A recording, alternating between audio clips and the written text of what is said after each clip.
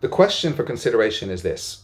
Why is it that we refer to a Yartzeit, particularly the Yartzeit of a tzaddik, as a Hilula?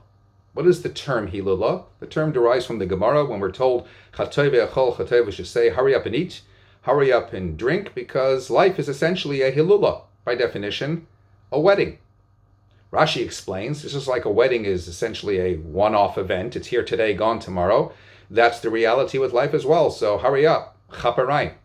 The Meiri comes along and says, more literally, you have to chaperayim your gashmias, your eating and your drinking, so that you then have more time for your Torah, your mitzvahs, etc. Because again, life is very short, very much like a wedding. Either interpretation is essentially kind of a negative connotation, but it doesn't explain why we would refer to a Yartzeit, which is seemingly a sad day, as a Hilula, as a wedding.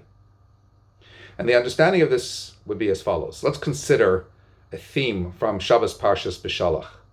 The story of the Yamsuf, the story of Kriyas Yamsuf, the Rabbi Shalom performing this magnificent nes, as discussed in detail in Sefer Tanya, and the idea of splitting the sea, causing the sea to go so contrary to its teva, is something monumental and deeply embedded in the annals of history.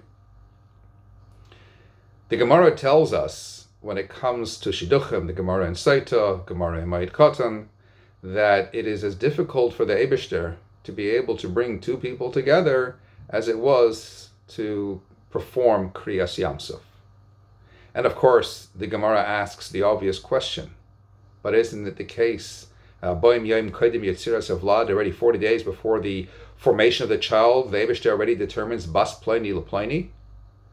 And the Gemara answers and says, Zivug Rishon, Zivug Sheni. In other words, Zivug Rishon, that's taka, something that is already predetermined, 40 days before the formation of the child. When it comes to Zivug Sheni, that is to say, if there is a second marriage, for whatever the reason that the first marriage has ended, then that's already kifi maisov. That's already something that has to be determined in accordance with the deeper compatibility of the two individuals, their behavioral patterns, and so on and so forth. And that is kaviyachol kosher, that is as difficult for the Eibishter as Kriyas Yamsuf. Other Mefarshim come along and they actually suggest something fundamentally different. They say the meaning of Zivug Rishon and Zivug Sheni is not first marriage, second marriage. The Akedas Yitzchak, for example, says Zivug Rishon by definition refers to the marriage, if you will, between the neshama and the guf. In other words, the chaymer and the tzura. That's zivug rishon, something that happens to the individual, him or herself, upstairs. And zivug sheni, that's when that person comes down here into this world and has to be matched up with another person. By definition, a first marriage. So zivug rishon is chaymer and tzura, and like he says, that's zochor and akeva bara isam. And zivug sheni, that's the principle of ki yikach ish isha, the principle of marriage. Whom HaKadosh Baruch Hu introduces one to the other, and that is very much Kafi Maisa. So he's actually giving a completely different perspective on the Gemara, and actually telling us that Zivug Rishon and Zivug Sheni is not two marriages, but is essentially in reference to either the marriage, as it were, that happens between your body and soul, your guf and neshama up above, and Zivug Sheni is referring to your first marriage down below, and that is still kaviyachol difficult for the Eibishter as Kriyas Yamsuf.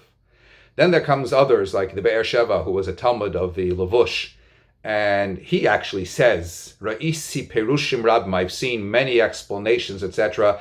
And he says, he doesn't approve of any of them. And he says, no, that it means literally, as per what the Gemara says, Zivug Rishon and Zivug Sheni is essentially the first marriage and second marriage. But he says, when it comes to the first marriage, that's what's misyaches, that is what is most suitable and appropriate to the nefesh, to the soul of each individual. In other words, by definition, soulmates. Up above, the two neshamas are introduced to one another, and the Eibishter says, Bas Pliny Lepliny. And that's determined already, Arbaim Yaim, before Yetziros Havlad. The Zivug Sheni, which means the same couple, the same two neshamas, when they come here now into this world, have to then ensure that they're still maintaining that same lofty spiritual stature, such that they will then, based on ma'asehem, based on their actions, be able to continue that journey and indeed marry one another. And if not, he goes on to say, Tinasin la'achar hatoiv mimenu. Then ultimately he or she can end up being passed on, as it were, to somebody else who's more suitable. So according to the way the Be'er Sheva understands this, Zivug Rishon is taka, the way the two neshamas, him and her, are introduced up above, and Zivug Sheni is when those same two neshamas come here into this world, and now in gufim, in physical bodies and as physical entities, have to be able, in accordance with their behavioral patterns and actions, be able to match again with one another. And if not, then it doesn't happen. What was determined up above is not going to ultimately happen down here below. Neither explanation, nevertheless, explains why we choose in specific to compare it directly to the nes, dafka, to the miracle of Kriyas Yamsuf. If you want to make the point that it's formidable, it's challenging to be able to make those two neshamas up above still maintain their compatibility down below, or that the general concept of marriage as per the Akedas Yitzchak is something that is so incredibly difficult, etc., whatever the case may be, none of them explain why it's dafka comparable in specific to Kriyas Yamsuf, as difficult as it might otherwise kaviyachol be. And the answer, therefore, as is suggested, is the following. The pasuk in Tehillim, as we recite in Hallel, is Hayam Ra'a Vayonos. The sea, the Yamsuf, saw Vayonos, and it ran away. That is to say, it split. Asks the Medrash, Ma Ra'a, what is it that the sea reflected upon that resulted in it running away? Atzmais Yosef. It saw the bones of Yosef, which was being carried in the Aron, in the coffin, taken out from Mitzrayim. And Hadah Hutechsiv, that's the meaning of what it says also in regard to Yosef, Vayonas Vayetzi Achutza, how he ran outside when he ran away from Eshes Potiphar. In other words, that the Yamsuf saw Atzmos Yosef, Hayam Ra'ah, and then Vayonas, it ran. Vayonas, just like Yosef himself, also Vayonas Vayetzi Achutza, ran away from the wife of Potiphar. Again, begging the question, what's the connection between these two themes? What is it about Yosef running away from Eshes Potiphar that results in the Yamsuf now reflecting on this and also, as it were, running away, also splitting? So the simple explanation would be that, well, Yosef was struggling with his teva, with his challenges, with the actual enticement, if you will, of Eshes Potiphar, and he fought against his inclinations, against his teva, and he ran away. And in a very similar vein, the Yamsuf also has its own inclination, as it were, its own teva to flow, not to split, but it also now went against its natural order, and it too sought to split for Klal Yisrael. But there's something much more than that, because Chazal tell us, the Gemara explains, Vayashav ha'am lifnois boker le'esonai. With regard to the Yamsuf, it says that the Yam itself turned in the morning le'esonai, to its strength. Omer Rabbi Yochanan, said Rabbi Yochanan, what's pshat le'esonai? Litnai she'asa. The term esonai and tnai is made up of the same letters. That is to say that the Yamsuf turned not to its strength, but to its tnai, to its condition, to the deal that it made. What was the deal that the Yamsuf made?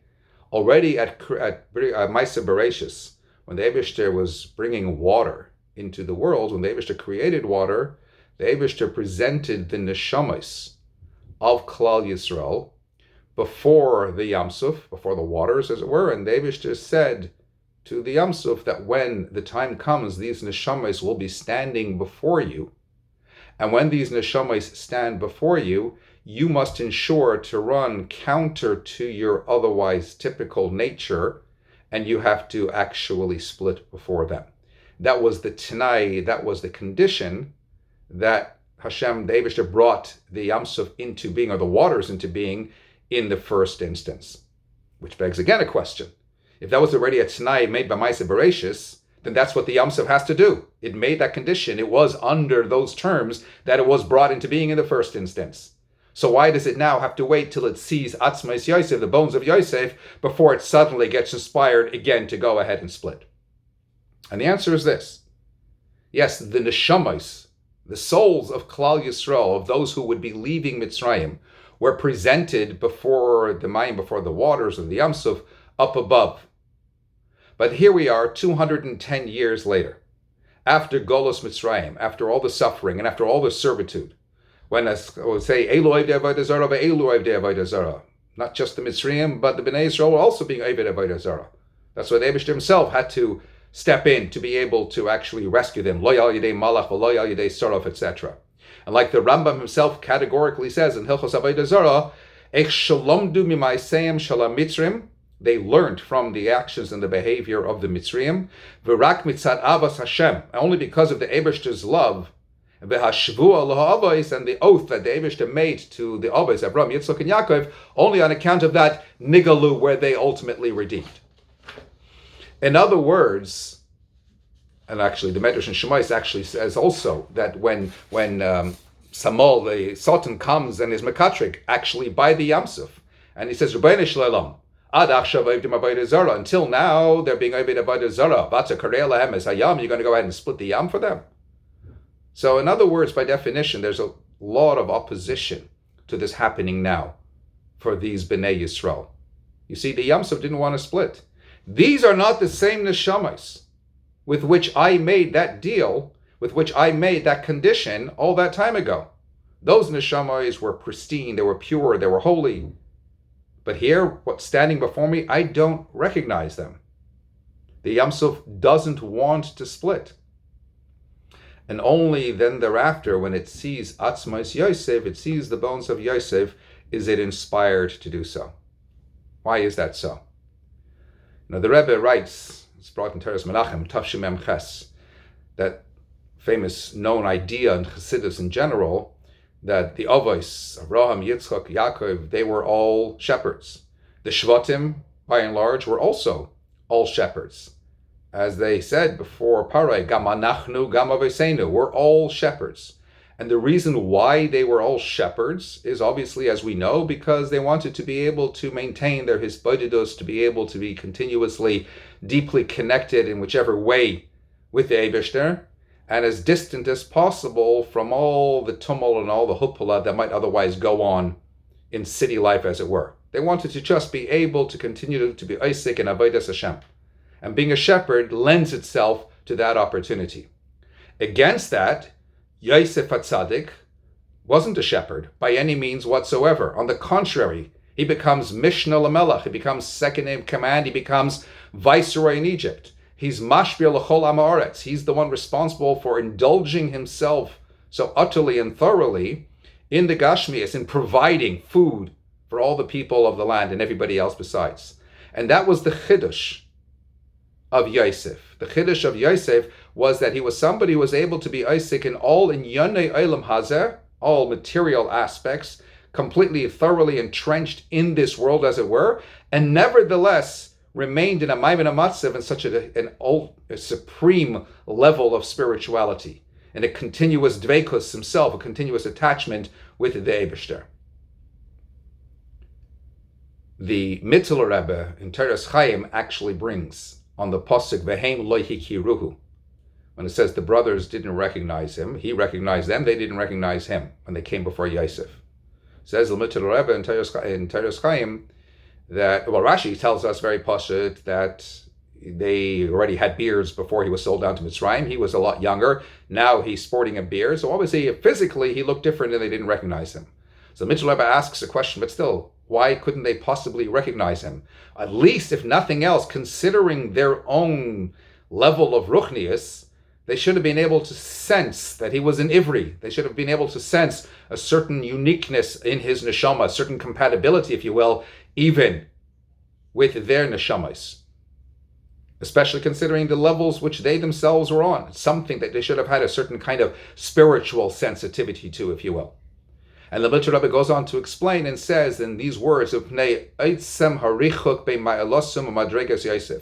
was a deep spiritual disconnect between whatever madrega they were on, whatever level they were at, and that of the level of Yosef himself.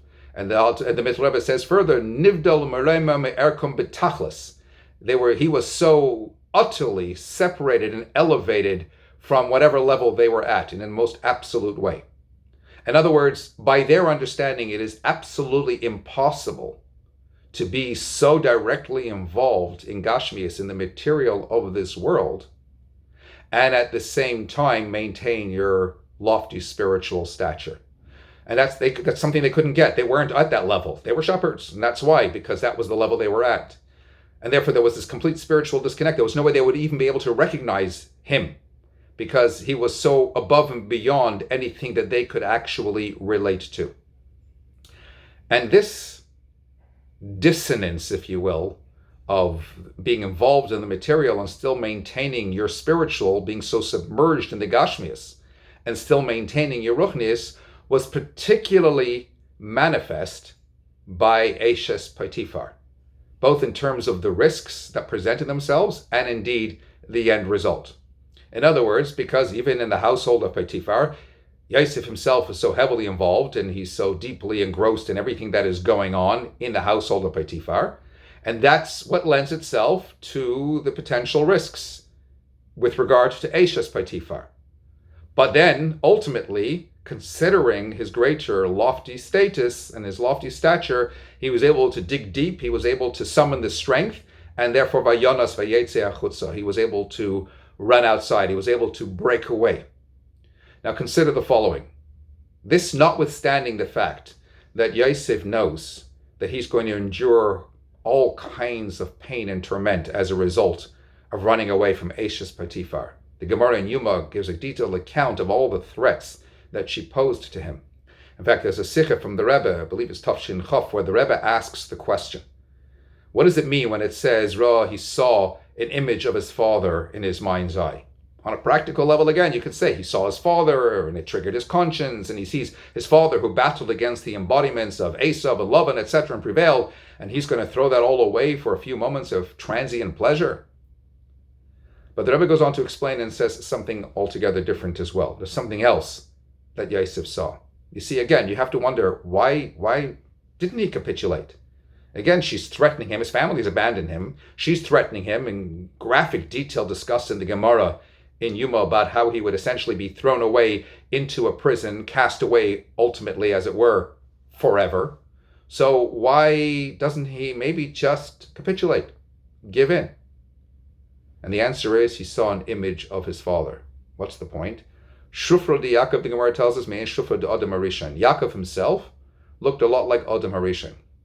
Adam Harishon stood there in Gan Eden, holding that fruit from the Eitz Hadas. And he may well have thought to himself, it's just a few moments. What I do doesn't really matter. You know, the one thing worse than gaiva, than ego, than an inflated sense of self, is a low self-esteem, believing that what I do doesn't really matter. And of course, Adam went ahead and ate from that fruit, and he ingested, and maybe, a few moments passed, but of course we know the consequences of that one act lingered on for all of eternity until present time as we know it. So Yosef sees an image of his father. And by extension, Shufra de Yaakov and Shufra de Adam Harishon, he sees an image of Adam Harishon. He sees how Adam Harishon thinks to himself that what I do doesn't matter, and he reflects on his own self and realizes, yes, maybe this is just a few moments and what I do doesn't matter, but yes, learning from Adam Harishon, boy, does it matter. And therefore, Vayonas Vayetze Achutza, he ran out and he was able to break free. But what you have to consider over here, the point that is being made is that considering the depth to which Yosef himself was about to stoop, being able to dig so deep and summon that strength to be able to run outside shows the uniqueness of his greater spiritual level. As per the words of the Mittler Rebbe, again, Nivdil Moreime Me'erkom Betachlis, so much above and beyond that of the rest of the Shvatim. Hence, V'hem lo hikiruhu, they didn't recognize him. That's the key. They didn't recognize him. The Yamsuf didn't recognize these neshamas standing before it. But then he sees Atzmais Yosef. He sees the bones of Yosef. He remembers this story. He remembers, the Yamsuf, as it were, remembers the way the brothers didn't recognize Yosef, because what they see before them is somebody who's seemingly completely caught up in all things material. They don't perceive, because it's beyond their grasp, the deeper spiritual essence of what's really going on beneath. It's not just Sofnas Paneach, it's actually Yosef. In fact, it's not just Yosef, it's Yosef HaTzadik. So similarly now, the Yam Suf comes to realize, yes, I made a t'nai with those neshamas back before. Right now, what's standing before me are a bunch of souls in bodies that have become so totally and utterly corrupt. But I have to remember from Yosef, what I'm looking at may not be the full picture. I don't necessarily recognize the reality of what is really going on over here. To me, they seem like Ovdei Avodah Zarah. But in reality, at the core, just like by Yosef, there's something more. They are still the same pristine in neshamas as they were all that time ago. It remembers its t'nai, le'esanai, it remembers the deal it made, and therefore when it saw the atzmas Yosef and it remembers this deal, hayam ra'a vayanais. And that's the reality when it comes to marriage as well. Because again, the Eibishter says, Bas Pliny LePliny. The Eibishter determines these two neshamas should be marrying one another. But then these two neshamas come into this world and they also come into physical bodies. And they also engage and they journey their own individual travels and treks, their tracks, wherever it is that they might go. Such that ultimately when they meet up with each other, they don't necessarily immediately recognize one another. They don't. You're not the one. Heim lo hikiruhu. You're not the one I made that deal with all the time ago. The brothers didn't recognize Yosef. The Yam Suf didn't recognize these neshamas. And when a neshama deban and a neshama debar make their way into this world in physical bodies, they don't necessarily recognize each other either. Comes along the Eibishter, like by Kriyas Yam Suf, and says, I assure you, these are still the same two neshamas that the deal was made with. This is Bas Pliny LePliny. The Eibishter steps in and, like with regards to Kriyas Yam Suf, ensures and enables that the actual marriage takes place. And it's a compelling thought to keep in mind always, because that very idea of knowing that at the core we are soulmates, and ultimately it's the Eibishter who determined which neshama should go to with which. And the Eibishter who's again stepping in now at this stage to ensure that the two neshamas merge together. That's what's always going to ensure, more than anything, shalom bayis. That awareness in itself will always ensure that both parties will strive beyond whatever external frustrations and what have you to endeavor to nurture the spiritual element within. And that takes us back to why and how the Rebbe explains also the idea of a Hilula, of a marriage. What is it? If you think about it, a man and a woman are diametric opposites. If they're two complete opposites, how is it possible that they actually merge to become one? And the answer is only because Ish v'isha zachu shchina shriya b'neihem. It takes for the Eibishter himself, like we said, to be able to bring the two of them together. It takes for the Eibishter himself to be able to merge these two opposites as one. People say opposites attract. No, they don't. Opposites repel. And the Eibishter steps in and brings them together. It's very much like the way Chassidus always explains, he who makes peace up above, the Eibishter. In other words, what do you have up above? You have Chesed, you have Gvura. They're diametric opposites. How do they coexist? It takes for the Eibishter to step in order to ensure that they could be able to merge essentially to become one. And that's the reality when it comes to Ish v'Isha as well. And Chas v'Shalom, if Loi Zachu, then Eish Eichla, but that's another story. So that's the significance of Shchina Shruya B'neihem, Ish v'Isha Zachu, if they merit and they recognize this reality of the Eibishter being very much in their midst, and the Eibishter is very much manifest in their midst.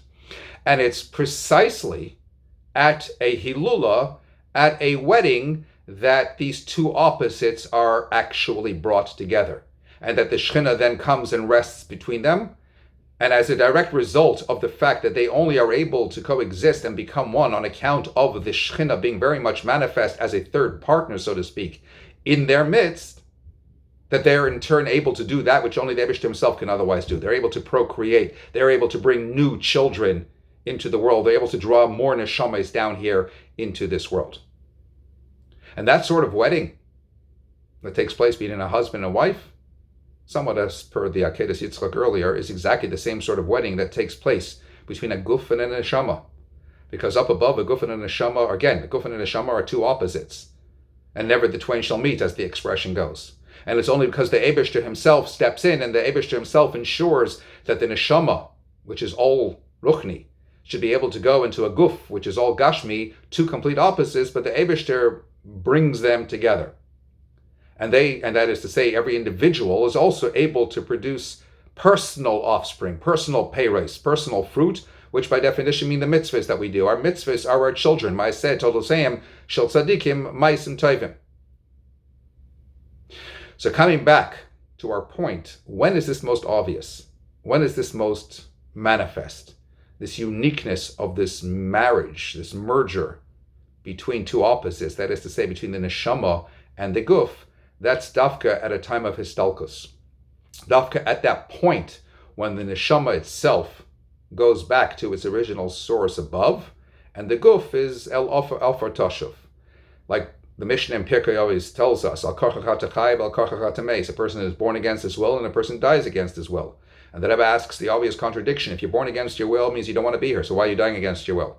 And if you're dying against your will, it means you want to be here, so why are you being born against your will? And the way that Rebbe explains it, understandably, is that in the first instance, the neshama doesn't want to come into the world. It reflects on a guf gashmi, and it reflects on the gashmias and the challenges of this world, and it doesn't want to involve itself. But al karchach hatachai, the Eibishter forces the neshama into the guf.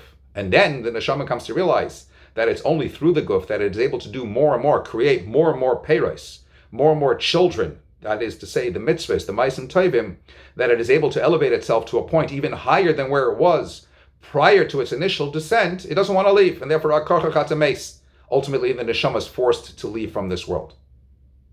But when that happens, at that time of histalkus, all of one's life's accomplishments reach culmination. And each year, on a Yartzeit, the impact of that particular individual on the world is infused with an added spiritual jolt. And that therefore is the parallel between the idea of a neshama guf and comparing it, that is to say, a Yartzeit, to a Hilula, to the day of the wedding. The wedding was the first time when the neshama and the guf came together. The challenges that ensue as a result. And then ultimately, at the time of histalkus, all of the accomplishments, like we said, reaching culmination, and every single Yartzeit, like a wedding anniversary. The impact on the world becomes more obvious, becomes more infused. There's an added spiritual energy that is drawn each time on the Yartzeit. And when it comes to the Hilula of a Nasi, and Hanasi hu hakol, the guf and the neshama of the actual Nasi, and how that is a pula nimshaches, and it continues to impact, and that is to say, the Nasi continues to impact, and the Nasi continues to draw down into this actual world, and it's a pula nimshaches in the way that the Nasi continues to create all kinds of unbelievable impact in this world. Whether it's the Hilula of the Frierdiker Rebbe on Yud Shvat, or whether on Yud Shvat, when we reflect on the actual Nesius of the Rebbe, then yes, we celebrate. We're dancing because we're celebrating the reality of what we have, because the Nesius continues no less, the impact continues no less, and frankly, the Avodah, the demands associated with the Avodah continue no less as well. And therefore we're driven to continue to create yet more children, more peiros, more mitzvahs, doing more good, one mitzvah and another mitzvah, and impacting more and more. And we have to continue to strive through the great simcha of the actual Hilula, which is impacting not just us as individuals, not just us as Chassidim, but indeed the world, literally, in its entirety. Then we go from that simcha to the simchas Elam al Rosham, with the coming of Mashiach Tzidkenu Nesidarenu B'Roshenu B'Mheira U'B'Karov Mamish now.